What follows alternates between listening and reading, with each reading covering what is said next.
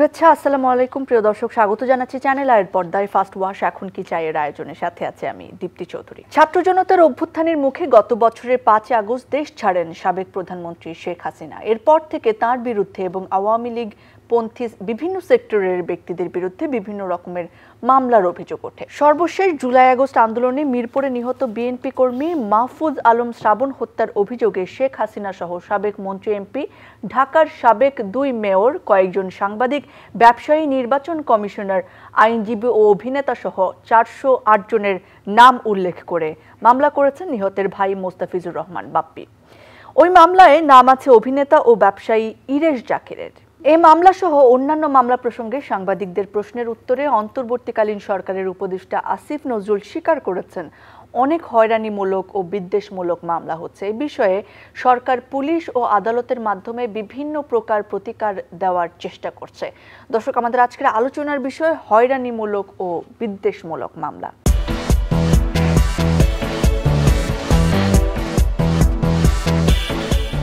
এ বিষয়ে কথা বলার জন্য দুজন এক্সপার্ট মানুষ উপস্থিত রয়েছেন আমাদের সঙ্গে রয়েছেন অবসরপ্রাপ্ত সিনিয়র জেলা জজ ডক্টর শাহজাহান সাজু।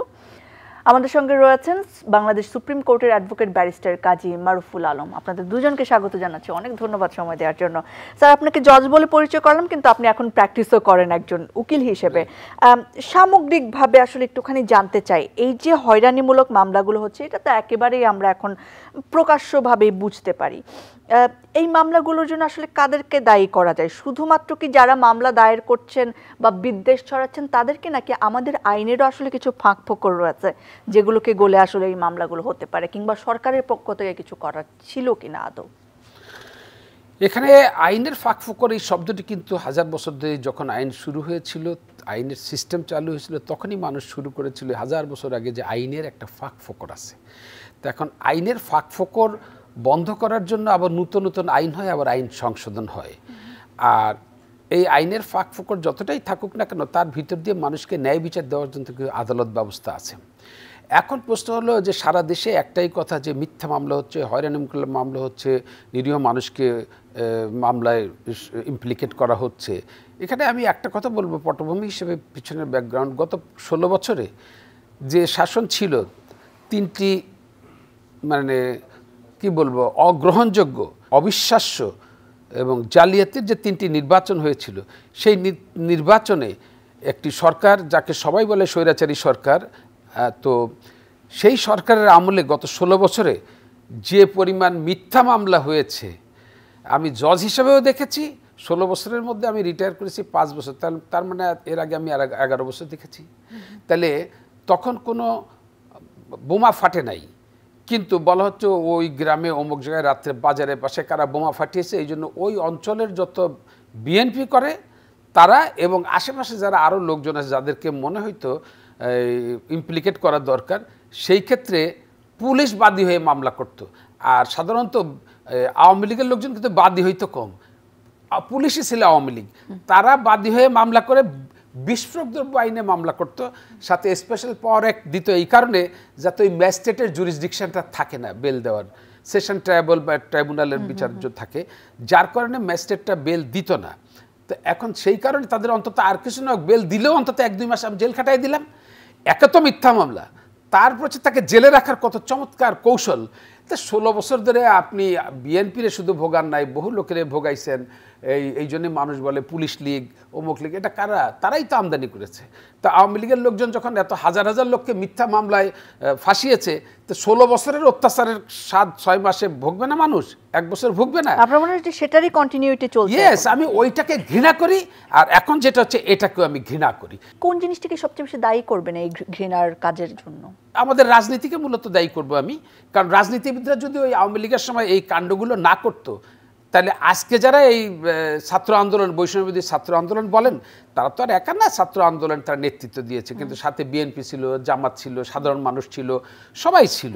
তো এখন এই লোকগুলো তো আগে অত্যাচারিত হয়েছে, সেই অত্যাচারের ক্ষোভ থেকে এখন এই লোকগুলাকে মানে মিথ্যা মামলা দিয়ে ফাঁসাচ্ছে। এখন ইরেশ জাকিরের কথা আসছে, অনেক নায়িকা, নায়ক, অভিনেতা, অভিনেত্রী, শিল্পী, কলাকুশলী, তারপরে এদেরকে কেন আনা হয়েছে? অ্যাকচুয়ালি ওই হয়তো তাদের চলচ্চিত্রের নির্বাচনে কে আওয়ামী একটা প্যানেল ছিল, আর একটা সমমনা বা বিএনপি একটা প্যানেল ছিল, এখন ওরা আওয়ামী প্যানেলে ভোট করছে, ঠিক আছে ওদেরকেও দিয়ে দাও। ইরেশ জাকের এরা বা অন্য যারা শিল্পী তারা একটা প্যানেলে থাকতেই পারে, তা তো সক্রিয় রাজনীতিবিদ না। না, ব্যাপারটা এটা তো আমরা বুঝলামই, কিন্তু আসলে এরপরে আসলে কি হয় আমি একটুখানি ব্যারিস্টার কাজী মারুফুল আলম আপনার কাছে শুনতে চাচ্ছি। আমরা যেমন শ্রাবণের কথা বলছিলাম এবং সেখানে 408 জনের যে মামলা করা হয়েছে তাদের বিরুদ্ধে, পত্রপত্রিকা সংবাদ অনুযায়ী 408 জনের নির্দেশে শ্রাবণকে হত্যা করা হয়েছে এরকম বলা হয়েছে। তারপরে এমন অনেক মামলা রয়েছে যেখানে বলা হয় যে ওয়ার্ড পর্যায়ের একজন নেতার নেতৃত্বে হয়তো শতাধিক ব্যক্তির অংশগ্রহণে কোনো হত্যা মামলা হয়েছে, সেখানে মন্ত্রী পরিষদ সচিব সহ মন্ত্রীরাও রয়েছেন। এরকম ভাবে যে মামলা সাজানো হয় তাতে কি প্রকৃত দোষীরা বের হয়ে যাওয়া কিংবা ওই যে মামলার মেরিট কমে যাওয়া সেটার সম্ভাবনা থাকে না? না, অবশ্যই, নো ডাউট। বাট আপনি যেভাবে এটাকে ডিফাইন করছেন যে মিথ্যা মামলা, আমি এটাকে অন্যভাবে বলি। আমি বলি এটা আসলে মানুষের মৃত্যু নিয়ে ব্যবসা। এই মৃত্যু নিয়ে ব্যবসা কি আজকে আমরা নতুন করছি? আপনি একটু চিন্তা করে দেখুন, যখন কোভিডের সময়, যখন আমরা জানতাম যে আজকে যদি আমার কোভিড হয় 2 সপ্তাহ পর আমি মারা গেলেও যেতে পারি, সেই সময় কিন্তু আমরা মানুষের মৃত্যু নিয়ে ব্যবসা করেছি। তখন হচ্ছে রিজেন্ট হসপিটালের যে কোভিডের জাল সার্টিফিকেট করেছে, অর্থাৎ তখন মৃত্যুর মুখে দাঁড়িয়েও কিন্তু মানুষের মৃত্যু নিয়ে আমরা একটা ব্যবসা করার প্রবণতা আমরা এখন দেখতে পাচ্ছি। এবং এখনও যেটা হচ্ছে, স্যার যেটা বললেন যে রাজনৈতিক প্রতিহিংসামূলক, এবং আমি তার সাথে একটু যোগ করতে চাই, শুধু কিন্তু রাজনৈতিক প্রতিহিংসামূলক মামলা হচ্ছে না। আমি এরকমও দেখেছি একজন প্রবাসী বিদেশে আছে, তার নামে মামলা হয়েছে। একজন অ্যাফ্লুয়েন্ট ব্যক্তি যার টাকা পয়সা আছে তার নামে মামলা হচ্ছে। এরকমও দেখেছি যে আপনার যে হচ্ছে এই সংগ্রামে প্রত্যক্ষভাবে অংশ নিয়েছে তার নামে মামলা হয়েছে। ছাত্রলীগ কর্মী যে অন্য মামলার আসামি, সে আবার আরেক মামলার বাদী হয়ে করেছে। তো এখানে আইনগতভাবে একটু বোঝার বিষয় আছে। অনেক সময় আমাদের সরকারকে অনেকে ভুল বুঝছেন বা বলছেন যে কেন এতগুলো মামলা নেওয়া হচ্ছে। আমাদের সিআরপিসির 154 যে ধারাটা আছে সেখানে বলা হচ্ছে যে যখন পুলিশের কাছে কোনো কগনিজেবল অফেন্সের বিষয়ে রিপোর্ট করা হবে, তখন একটু খেয়াল করে দেখুন, বলা হচ্ছে আইনের ভাষাটি he shall report it in writing. ঠিক আছে, শ্যাল শব্দটা ব্যবহার করা হয়েছে, এখানে কিন্তু মে শব্দটা ব্যবহার করা হয়নি। শ্যাল যখন ব্যবহার করা হয় তখন পুলিশের উপর একটা বাধ্যবাধকতা চলে আসে যে আপনাকে মামলাটা নিতেই হবে। অ্যাট দ্য সেম টাইম আমরা কিন্তু দেশের কনটেক্সটের বাইরে গিয়েও চিন্তা করতে পারবো না। আপনি যদি চিন্তা করে দেখেন 5ই আগস্টের পরে 8-9 তারিখ পর্যন্ত কিন্তু কোনো পুলিশ বলে কিছু ছিল না। ঠিক আছে, এবং আমি এমনও দেখেছি পুলিশ কিন্তু নিজের পরিচয় দিতেও তখন লজ্জা পেত।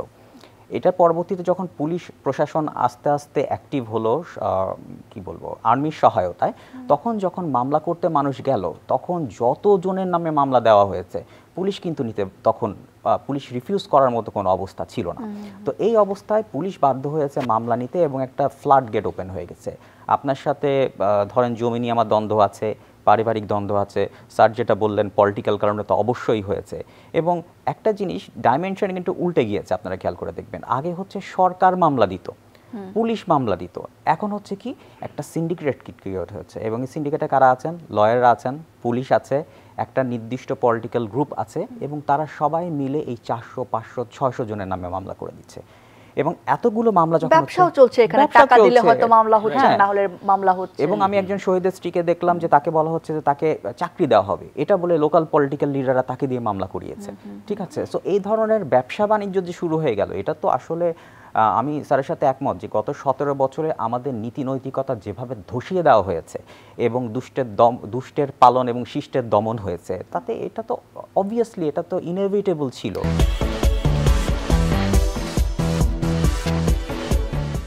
সময় বদলে যায় কিন্তু সৌন্দর্যের সংজ্ঞা বদলায় না। রূপ বদলে যায় কিন্তু আভিজাত্যের মানে একই থেকে যায়। ঐতিহ্য যখন আপন করে নেয় আধুনিকতাকে, তখন সৌন্দর্য ঠিকই খুঁজে নেয় স্যান্ডেলিনাকে।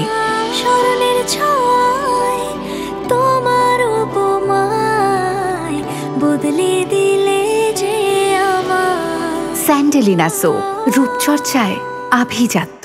আইনের বিধান অনুযায়ী যারা হয়রানিমূলক মামলা করেন তাদেরকে থামানোর উপায়টা আসলে কি? একটা জিনিস এখানে অনেক বড় বিষয়টা আছে, আমাদের ছোট ভাই মারুফ, ব্যারিস্টার মারুফ খুব সুন্দর করে বলছে কথাটা হচ্ছে কি, এই মিথ্যা মামলা এই দেশে যে দেশে বেকারত্ব বেশি, সেখানে সবাই একটা না একটা সোর্স খুঁজে বেড়ায় তারা কিভাবে ইনকাম করবে। এখন এই মিথ্যা মামলা দিয়ে ইনকামের একটা সোর্স। এখন আইনে কিন্তু আমাদের আইন কিন্তু অনেক ভালো, যেটুকু আছে অনেক ভালো।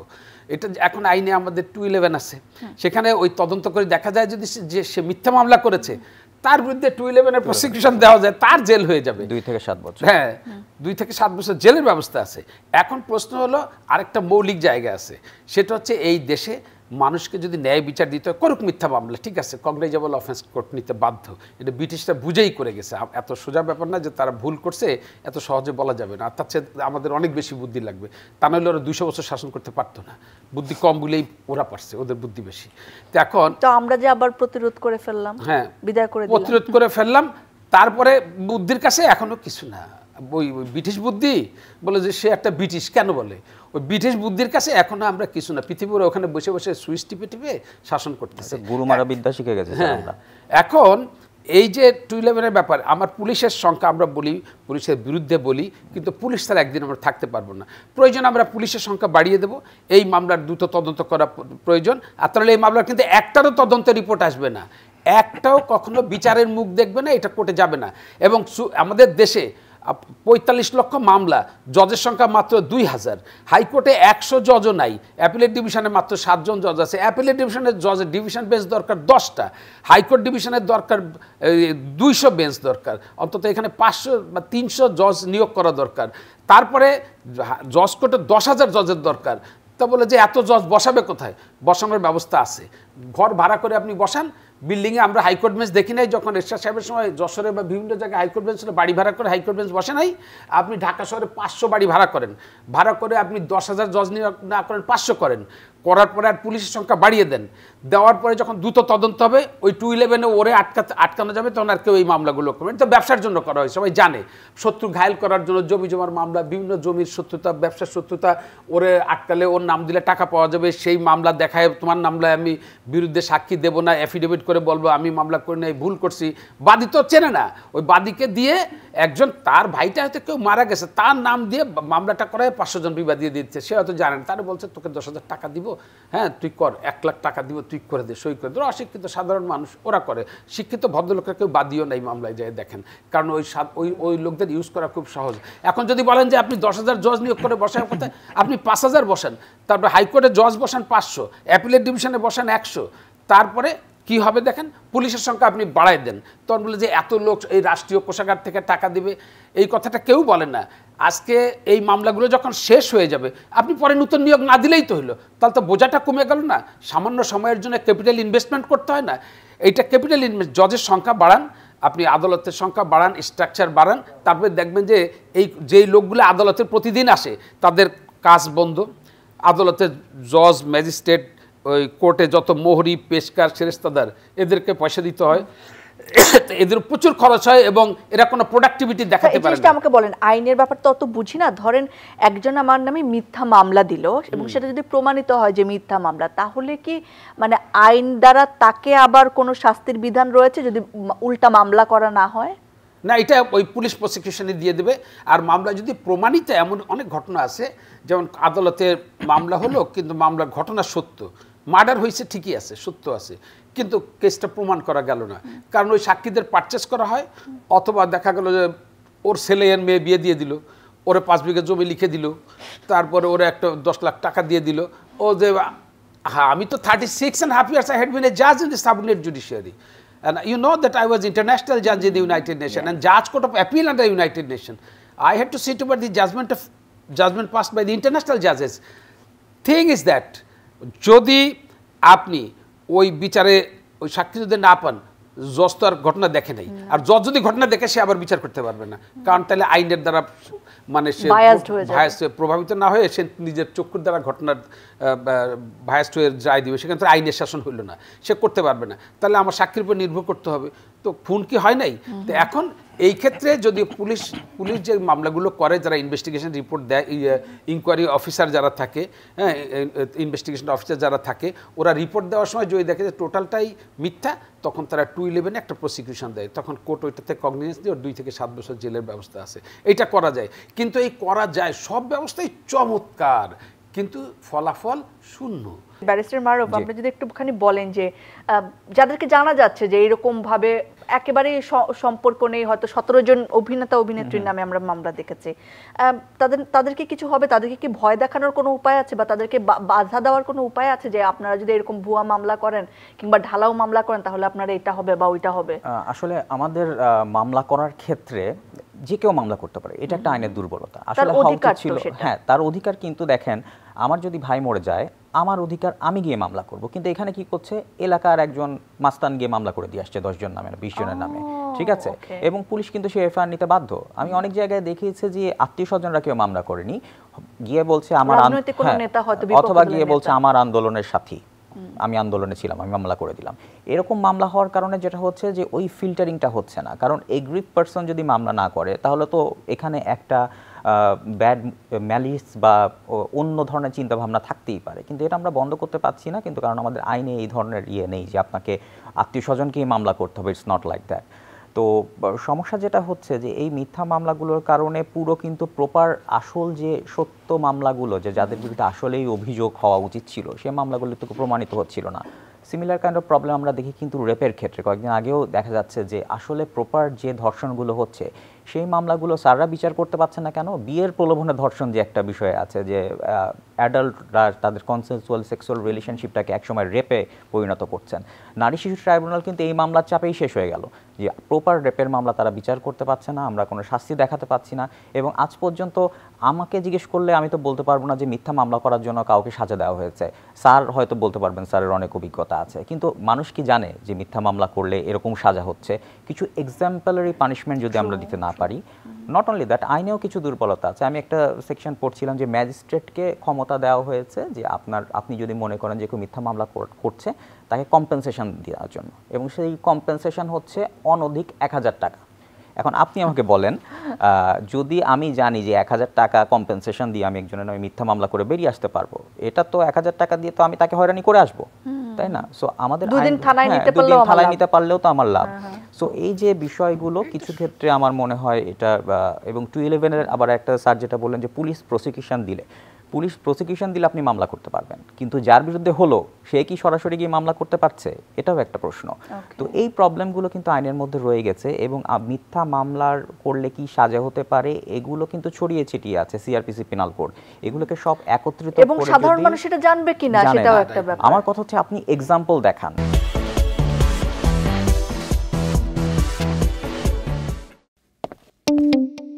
দাগ খেলার মাঠ থেকে আসুক বা স্কুল থেকে, অফিস থেকে আসুক বা বাজার থেকে, কিন্তু দাগ ময়লার ভয় এখন আর নয়। তাই যে কোনো রকম দাগ ময়লাকে দাও ফার্স্ট ওয়াশের last warning. First wash detergent powder, যার এনজাইম সমৃদ্ধ মাল্টি বুস্টার মুহূর্তেই যে কোনো রকম দাগকে দূর করে, এবং এর কালার গার্ড কাপড়ের রঙকে রাখে নতুনের মতো ঝকঝকে। তাই আজ শুধু আমি নই, সবাই জানে সাদার আরেক নাম ফার্স্ট ওয়াশ ডিটারজেন্ট পাউডার। সরকারকে একেবারে মানে গা ছাড়া দিতে পারে কিনা এই ব্যাপারে? না, অবশ্যই সরকার, বিশেষ করে স্বরাষ্ট্র মন্ত্রণালয়ের দায়িত্ব তো এখানে অনেক বেশি রয়ে গেছে। আইন মন্ত্রণালয়ের দায়িত্ব আছে, কিন্তু মেইন রোলটা কিন্তু প্লে করবে স্বরাষ্ট্র মন্ত্রণালয়। কারণ এখনো কালকে আমাকে একজন আমার ক্লায়েন্ট বললেন যে আপনি যদি ঢাকা শহরের পুলিশ স্টেশনগুলোতে যান, দেখবেন যে বাইরে 5-6 জন লোক ঘুরঘুর করছে, এবং তারা জিজ্ঞেস করতে আসবে আপনাকে কি মামলা করতে চান। যখন মামলা করার কথা বলবেন এক সাইডে নিয়ে যাবেন, এবং তারা বলবেন মামলা করে দিয়ে কয়েকজনের নাম ঢুকিয়ে দিয়ে আপনাকে আমি ব্যবস্থা করে দেবো এত টাকা ইয়ে করে। এগুলো তো থানার বাইরেই হচ্ছে, এগুলো কি স্বরাষ্ট্র মন্ত্রণালয় জানেন না? অবশ্যই জানেন। তো পুলিশ প্রশাসনকে, এবং আরেকটা সমস্যা আমাদের যেটা হচ্ছে যে আমাদের রন্ধে কিন্তু সেই ফ্যাসিস্টদের লোকজন রয়ে গেছে। আপনি যতই ইমপ্লিমেন্ট করতে চান, 17 বছরের জঞ্জাল কিন্তু এত সহজে যাবে না। 17 বছর যারা ওই কালচারে বেড়ে উঠেছে তারা তো ওইটাই শিখেছে আসলে। এত কি সহজ গা থেকে জেরে ফেলা? এটাও একটা বড় প্রশ্ন। আর একটা বলি, মারুফের সাথে পার্টনারলি বলি, আজকে স্বরাষ্ট্র মন্ত্রণালয় তো দায়িত্ব আছে আইন শৃঙ্খলা রক্ষা করা। স্বরাষ্ট্র মন্ত্রণালয়ে চালায় কারা? তারা ওই প্রশাসন ক্যাডারের 2 জন সচিব নিয়েছে ওরা। কেন ওইখানে 2 জন, ওরা পুলিশের তো ক্যাডার সার্ভিস, 2টা উইংয়ে 2 জন এডিশনাল আইজি দিয়ে দেন গ্রেড 1। আজকে তো প্রতিরক্ষা মন্ত্রণালয়, সেখানে যে ওই বাংলায় পাশ করা সে যে প্রতিরক্ষা সচিব, কেন ওইখানে মেজর জেনারেল একজন এসে বসাই দেওয়া যায় না নাকি? আপনি রিটায়ার্ড দেন বা ইন সার্ভিস দেন, কন্ট্যাক্ট সার্ভিসে দিচ্ছে না? 20 বছর 10 বছর আগে রিটায়ার করে সব কন্ট্যাক্ট সার্ভিসের সচিব দেখেন না? 82 ব্যাচের যত সচিবের সব কন্ট্যাক্ট বাড়ি থেকে ধরে নিয়ে আসছে। দোস্ত একজন ক্যাবিনেট সচিব, আরেক দোস্ত মুখ্য সচিব, 2 দোস্ত মিলে তার দোস্তরা যত আছে ওই ব্যাচের সবাই এখন সচিব। স্বরাষ্ট্র সচিব 2 জন, কেন পুলিশ 2 জন এডিশনাল আইজি দিলে হয় না? প্রতিরক্ষা হয় না? এই দেশটা চলবে কিভাবে? আপনি যে আইনের শাসনের কথা বলবেন, আপনি দেখেন এগ্রিকালচার মিনিস্টার ওই পালি সংস্কৃতির ছাত্র, পলিটিক্যাল সায়েন্স ছাত্র, পূর্ত সচিব হবে চিফ ইঞ্জিনিয়ার থেকে, সে জানে বাংলার ছাত্র। তারপরে ওই কি বললো ফিশারিজের ম্যাথমেটিক্সের ছাত্র। মানে মোট কথা হচ্ছে হ্যান্ডেল করাটা আসলে শক্তভাবে হচ্ছে না, কারণ জানে না তো কিছু। ওকে, তারপরে ওই স্পার্স মহাকাশ গবেষণা সচিব দেখেন বাংলার ছাত্র, আপনি মাদক দ্রব্যের যে সচিব দেখেন ওই অঙ্কের ছাত্র নয় জিওগ্রাফির ছাত্র। তো প্রশাসন বলতে অ্যাডমিন ক্যাডার যে চালাচ্ছে এইভাবে তো চলতে পারে না, যার এক্সপার্টাইজ তাকে দিয়ে চালান না কেন? আর পুলিশের সংখ্যা বাড়াতে হবে সাময়িকভাবে, পুলিশের যতই দোষ দেন পুলিশ দরকার আছে, পুলিশ ভালো কাজ করে, পুলিশ না থাকলে একদিনও আমরা নিরাপদ না, যতই বকা দেই খারাপ বলি। এখন এই যে হাজার হাজার মামলা হচ্ছে এগুলো কিন্তু মিথ্যা মামলা, সবাই বোঝে। একটা মামলা প্রমাণ, আমি জজ হিসেবে বলি একটি মামলাও প্রমাণ হবে না, শুধু হয়রানিতেই সীমাবদ্ধ থাকবে এবং সত্যিকারের বিচারটাও পাচ্ছে না, ভুক্তভোগী। পাবে না। আর কোর্ট কাছারিগুলো ভারী হয়ে যাচ্ছে, যার জমি জমান মামলা। You have purchase a flat but you are not getting position, you should to file case against your developer. তা দেখা গেলো সেইটা চলতেছে 5 বছর 7 বছর, তা আপনার তো টাকাও গেল, ফ্ল্যাটও পান না, মামলা চলছে কোর্টে, আর আমাদের মতো স্মার্ট ব্যারিস্টারকে টাকা দিবেন, হ্যাঁ কোনো সমস্যা নেই। তো এখন এইখানে আদালতের সংখ্যা যদি না বাড়ানো যায়, তারপরে বলে যে তাহলে আপনি 10,000 ইয়ে করছেন। আরে মামলায় যে লোকগুলা কোর্টে আসে তাদের প্রতিদিনের যে শ্রম ঘন্টা নষ্ট হয়, ফ্যামিলি নষ্ট, বাচ্চা কেয়ার করতে পারে না, বউ কেয়ার করতে পারে না, ডাক্তার দেখাইতে পারতেছে না, প্রোডাকশন দিতে পারতেছে না, পুরো ফ্যামিলিটা ওই দিনটা কেন তার সাথে আরো 2-3 দিন নষ্ট। তা আপনি 10,000 লোক নিয়োগ করলে যেই টাকা খরচ হবে, হাইকোর্টে 500 বিচারপতি, আপিল বিভাগে 100 বিচারপতি নেন না কেন? যোগ্য লোকের অভাব নাই এই দেশে, 20 কোটি দেশের লোক, 18 কোটি দেশের লোক, এদের যখন নিবেন এটা অনেক টাকা মনে হচ্ছে খরচ হয়। আপনি ইন্ডাস্ট্রি করার আগে প্রথমত 500 কোটি ইন্ডাস্ট্রি প্রোডাকশন তো 2 বছর পরে শুরু করেন, আপনি করেন না? তো 500 কোটি ইনভেস্টমেন্ট করেন 2 বছর পরে যে প্রোডাকশন শুরু হবে। তো এই যে মানুষের জনগণের মামলায় যারা লকড হয়ে গেছে, হু আর লকড ইন লিটিগেশন, তো এই লিটিগেশনে যারা আবদ্ধ হয়ে দেশটাকে ধ্বংস করে ফেলতেছে, অর্থনৈতিকভাবে প্রোডাকশন দিতে পারছে, ইন্ডাস্ট্রি থেকে ছুটি নিয়ে আসতেছে, তার ওইখানে প্রোডাকশন বন্ধ। তা আপনি এখানে ইনভেস্ট করেন না কেন? 2 বছর 3 বছর পরে যখন মামলা দেখবেন কমে আসছে, 5-10,000 দরকার নেই তো, আর নতুন নিয়োগ দিলেন না, আপনি পুলিশের নিয়োগ দিলেন, রিটায়ার করবেন না? আপনার মনে হয় যে এটার মাধ্যমে কমতে পারে এই ধরনের মামলার প্রেসার? 100 বার। পুলিশ যখন বেশি হয়ে যাবে, আপনি নতুন রিক্রুট না দিলে স্যাচুরেটেড হয়ে যাবে না। Thank you so much. আপনাদের দুজনকে অনেক ধন্যবাদ জানাচ্ছি আমাদের সাথে থাকার জন্য। ধন্যবাদ প্রিয় দর্শক যারা সঙ্গে ছিলেন এতক্ষণ। এত বড় একটা আন্দোলন হয়েছে, যে আন্দোলনে এত মানুষ প্রাণ দিয়েছেন, এত মানুষ তাদের অনেক কিছু হারিয়েছেন, যাদের জীবন শক্তি কমে গিয়েছে, কিন্তু রাজনৈতিক সন্ত্রাস কিংবা নির্মমতার কারণে বা ষড়যন্ত্রের কারণে যেন তাদের বিচার পাওয়ার প্রক্রিয়াটি জটিল হয়ে না যায়, সেই নজর আমাদের সকলের রাখতে হবে। এবং যারা ঢালাও মামলা করছেন তারাও নিশ্চয়ই অনেকে আজকের এই আয়োজনটিকে দেখছেন, তাদেরকে অনুরোধ জানাবো যে সব জিনিসকে আসলে এই ষড়যন্ত্রের মামলায় নিয়ে একটা ন্যায় বিচারের প্রক্রিয়াটাকে আপনারা দীর্ঘ করবেন না। আজকের মতো বিদায় নিচ্ছি, আবার দেখা হবে, আবার কথা।